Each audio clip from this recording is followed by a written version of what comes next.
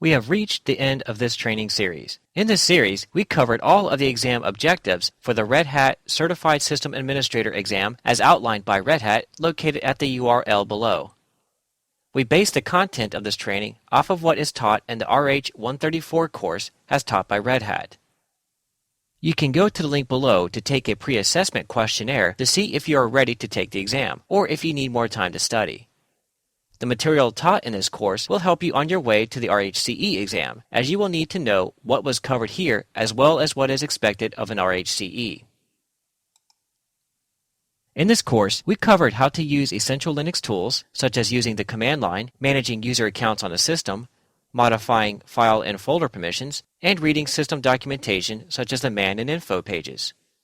We also covered how to modify text files at the command line with tools such as Vim and Nano, working with regular expressions to search for text within files, and archiving files and folders with the tar and gzip commands.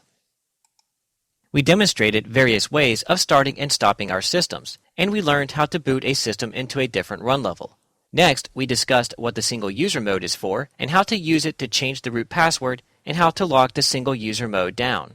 We also covered the various tools that we can use to manage the system's processes, such as top and the ps command, and how to start and stop services. We then went on to discuss the importance of managing and monitoring system log files. We also worked with virtual machines. We demonstrated how to administer them from the command line and how to create new ones with the Virt Manager utility. We also showed you how to administer various network services, such as setting up system connectivity and installing various network services such as a web server and an FTP server. We also worked on various types of basic storage management, such as creating new partitions and file systems and configuring these devices to be available at boot time.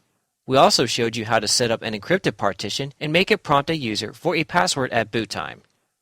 We then moved on to working with LVM by showing you how to create new LVM volumes and the different methods available on increasing and decreasing their size. Next, we worked with network file systems such as NFS, the AutoMounter or AutoFS system, and how to mount CIFS shares. We demonstrated the various ways to install system software and how to properly update the Linux kernel. We installed a system using the Kickstart method and used a network installation source. And one of the more important topics we discussed was how to manage and configure ST-Linux on your system.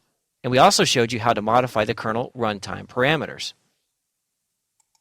The VTC RHCSA course that you just completed was roughly 8 hours in length. Compared to the RH-134 course, which is roughly 32 hours in length, you can see that we did a lot to pare down the content. However, even though I firmly believe that the Red Hat training courses are well worth the money and they are taught by excellent instructors, you could still pass the RHCSA exam by using this course along with some rigorous self-study. We made sure that we covered every exam objective and demonstrated how to perform the tasks as they are listed by the RHCSA exam objectives. However, you could also use this course along with the official Red Hat training and preparation for your exam. Either way, I wish you the best of luck on your exam. You will find that it is one of the most rigorous and well-respected certifications in the industry.